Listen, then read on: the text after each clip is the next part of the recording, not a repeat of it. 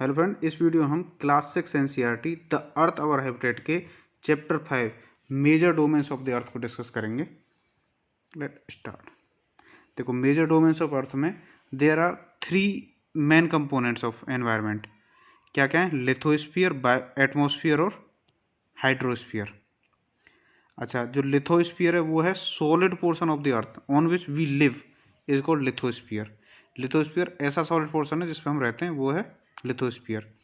जैसे लिथोवर्ड है, लिथोवर्ड का अर्थ होता है स्टोन। अच्छा, the gaseous layer that surrounds the earth is called atmosphere. और हाइड्रोस्फीयर क्या है? The area covered by water is called hydrosphere. और ऐसी zone which contain all forms of life is called biosphere. तो बायोस्फीयर क्या है? Biosphere एक narrow zone है where we find land, water and air together which contain all forms of life, उसको बोलते हैं बायोस्फीयर। चलते हैं नेक्स्ट। पहले डिस्कस करते हैं लिथोस्फीयर क्या है। Lithosphere it comprises the rocks of the earth's crust and thin layer of soil. There are 2 main divisions of the earth surface. दो डिवीजन है। Large land mass is known as continent और huge water bodies are called ocean basins. देखो, earth के 71% हिस्से पर जल है, तो ये तो बनाएगा ओशियन बेसिन। और 29% हिस्से पर भूमि है, लैंड, ये बनाते हैं कंटिनेंट। कंटिनेंट आपके 7 कंटिनेंट हैं, जैसे एशिया महाद्वीप, अफ्रीका महाद्वीप, उत्तरी अमेरिका, दक्षिणी अमेरिका, यूरोप, ऑस्ट्रेलिया, अंटार्कटिका, ये सब महाद्वीप हैं। अच्छा, ये रॉक्स जो बनती हैं आपका क्रस्ट से बनती है और अपर लेयर। इसमें ये जो डिवीजन है इसमें ऐसे रहता है, ऊपर क्रस्ट, मेंटल और कोर। कोर में भी आउटर कोर और इनर कोर होती है। तो आउटर कोर आपका लिक्विड रहती है और इनर कोर सॉलिड रहती है। इनर कोर ये नीफे की बनी हुई है। पहले सियाल है, जो क्रस्ट है वो सिलिकॉन और एल्यूमिनियम की बनी हुई है। जो मेंटल है सीमा, सिलिकॉन और मैग्नीशियम का बना हुआ है। अभी चलते हैं नेक्स्ट।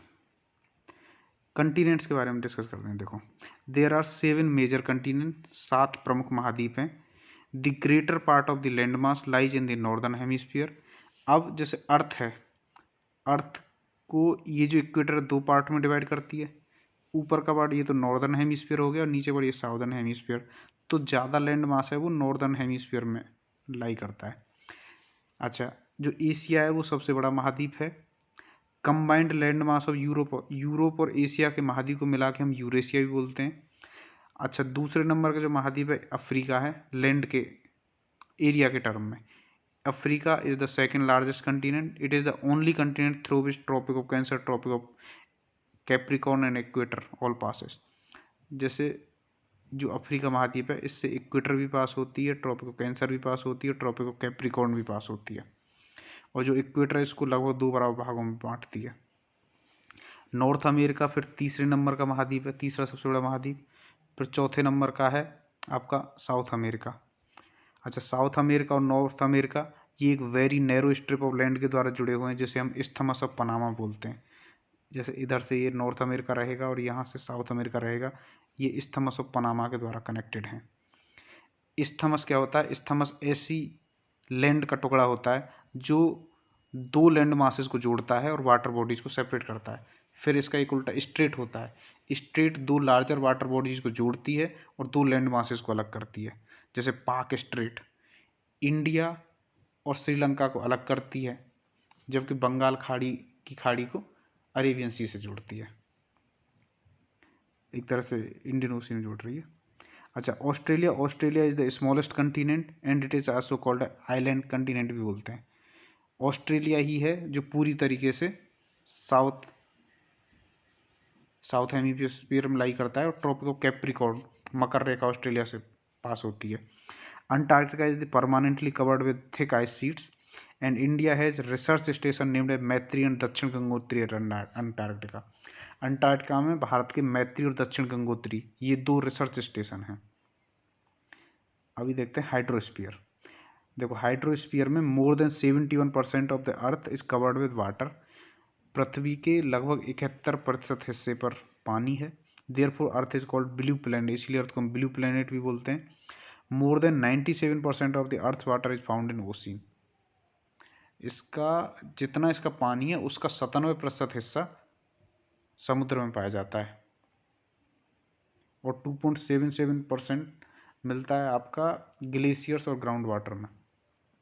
चलते हैं नेक्स्ट है ओशियंस। ओशियन के बारे में डिस्कस करें, जो महासागर हैं। The 4 major oceans are Pacific Ocean, Atlantic Ocean, Indian Ocean और आर्कटिक ओशियन। देखो ये तो आपका पैसिफिक ओशियन, ये अटलांटिक ओशियन जो आपका नॉर्थ अमेरिका साउथ अमेरिका एक साइड, और एक साइड यूरोप अफ्रीका, इनके बीच में एस की शेप का जो है। फिर आपका ये इंडियन ओशियन, फिर पैसिफिक ओशियन, ये आपका आर्कटिक ओशियन, ये नीचे साउदर्न ओशियन। अच्छा, the Pacific ocean is the largest ocean, जो सबसे बड़ा महासागर है वो प्रशांत महासागर है। अटलांटिक महासागर दूसरा सबसे बड़ा महासागर है। ये जो हिंद महासागर है, ये एक ऐसा, ये केवल ऐसा सागर है जिसका नाम एक देश के नाम, भारत के नाम पर पड़ा है, हिंद महासागर, हिंदुस्तान के नाम पर हिंद महासागर। इंडिया के नाम पे इंडियन ओशियन। और Arctic ocean is located with in the Arctic circle, जो आर्कटिक ओशियन है ये आपका आर्कटिक सर्किल में है। और आर्कटिक सर्किल आपका कितना होगा, 66.5 degree north to 90 degree north तक आपका आर्कटिक सर्किल है। नेक्स्ट अब देखते हैं atmosphere. The atmosphere protects us from the harmful effects of the sun rays. The atmosphere extends up to a height of 1600 kilometre. The atmosphere is divided into 5 layers. सबसे नीचे वाली layer वो तो कौन सी, ट्रोपोस्फियर, इसी में सारी मौसमी घटनाएं होती हैं। फिर इसका जो ऊपर वाला हिस्सा है इसको ट्रोपोपॉज बोलते हैं।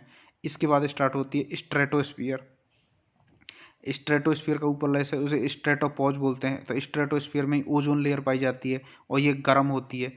जैसे ट्रोपोस्फियर में क्या होगा, पहले में ऊपर बढ़ने पर टेम्परेचर घटेगा, लैप्स रेट बोलते हैं इसको, घटने का, टेम्परेचर घटने की दर को। फिर जो स्ट्रेटोस्फीयर है इसमें टेम्परेचर हाइट के साथ बढ़ेगा। फिर आपकी आती है मेसोस्फीयर, फिर थर्मोस्फीयर, फिर आयनोस्फीयर या एक्सोस्फीयर बोलो। Atmosphere is composed of mainly nitrogen oxygen. Nitrogen 78% होती है, ऑक्सीजन 21% होती है। पौधों के लिए नाइट्रोजन जरूरी है और मनुष्य के लिए ऑक्सीजन जरूरी है। अब एक देखते हैं biosphere. Biosphere is the narrow zone of contact between land, water and air. Hydrosphere, atmosphere और लिथोस्फीयर, तीनों जहाँ कॉन्टैक्ट हो रहा है ये आपका बायोस्फीयर, जैव मंडल। All living organism including humans are linked to each other and to the biosphere for survival.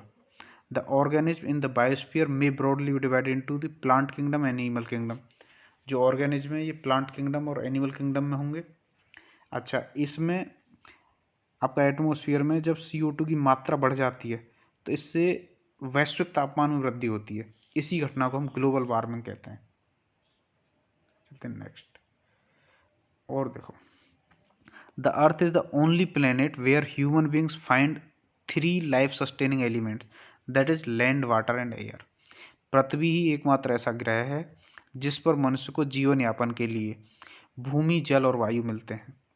The surface of the earth is a complex zone, hence 3 main components of the environment, lithosphere, atmosphere and hydrosphere meet, overlap and interact. The lithosphere refers to the solid portion of the earth where we live. Atmosphere refers to the gaseous layers which surrounding the earth, and hydrosphere refers to the water bodies that exist on earth surface. तो hydrosphere में पूरी water bodies आती हैं, atmosphere में gaseous layer आती है, और lithosphere में आपका सॉलिड पोर्शन ऑफ द अर्थ आता है जहां हम रहते हैं। और जो बायोस्फीयर है, the biosphere is the narrow zone where we find land, water and air together, life exist here, यहाँ जीवन यापन संभव है। The earth surface is divided into continents and ocean basins. Continent और ओशियन बेसिन है।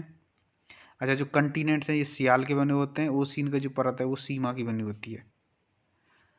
अच्छा, continents are large land masses of the earth while ocean basins are huge water bodies. अच्छा, और जो माउंटेन है उसमें Mount Everest is the highest peak, its height 848 metres above sea level. Mount Everest संसार की सबसे ऊंची चोटी है जिसकी ऊंचाई 8848 मीटर है। और जो सबसे जो डेप्थ है वो मेरियाना ट्रेंच है। मेरियाना ट्रेंच आपका प्रशांत महासागर में, इसकी गहराई अब तक जो रिकॉर्ड की गई है वो 11,022 मीटर रिकॉर्ड की गई है। 7 कंटिनेंट हैं आपके, Asia, Europe, Africa, north America, South America, Australia और अंटार्कटिका। अफ्रीका को डार्क कंटिनेंट भी बोलते हैं।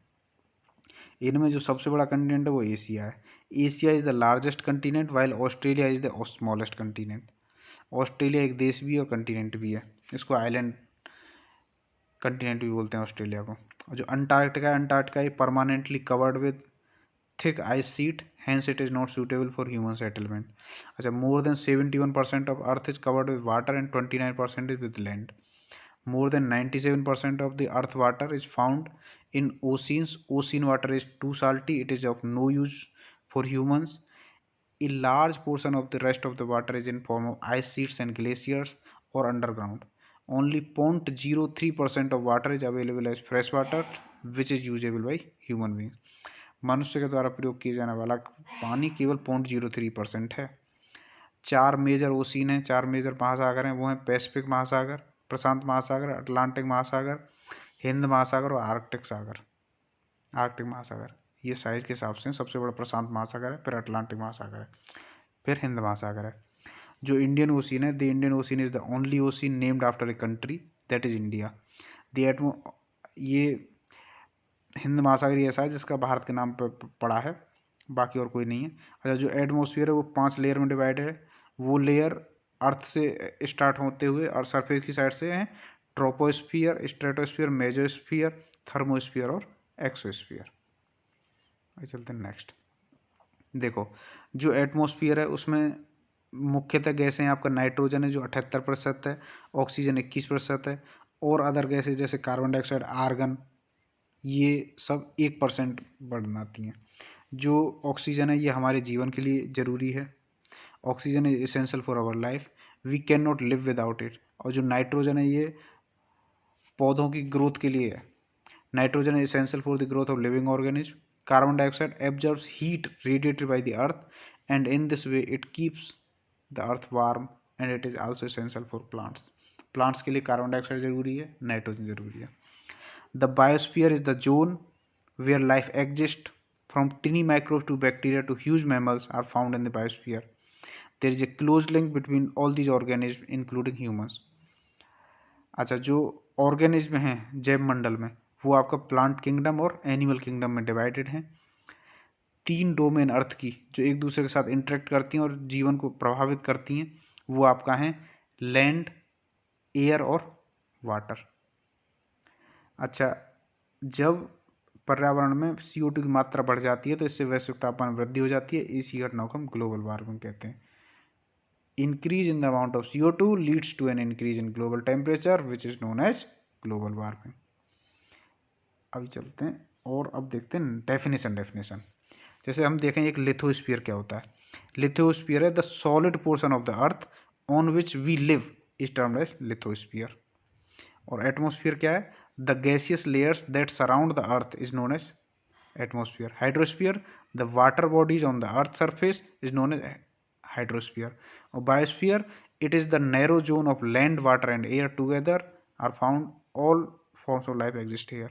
Continents, the large land masses are called continents. Ocean basins, the huge water bodies are called ocean basins. Strait क्या होता है? Strait is a narrow passage of water connecting two large water bodies like seas and oceans. Isthmus क्या होता है? Isthmus is a narrow strip of land joining two land masses. Plant kingdom, the part of biosphere consisting of plant and trees. Animal kingdom, the part of biosphere consisting of an animal. अच्छा, global warming क्या होती है? Increase in the amount of carbon dioxide leads to an increase in global temperature and this is known as global warming. और global warming के लिए उत्तरदायी होती है जैसे water vapour, methane, carbon dioxide, ये सब ग्लोबल वार्मिंग के लिए उत्तरदायी होती हैं। So this was for the day. Thanks for watching. Thank you.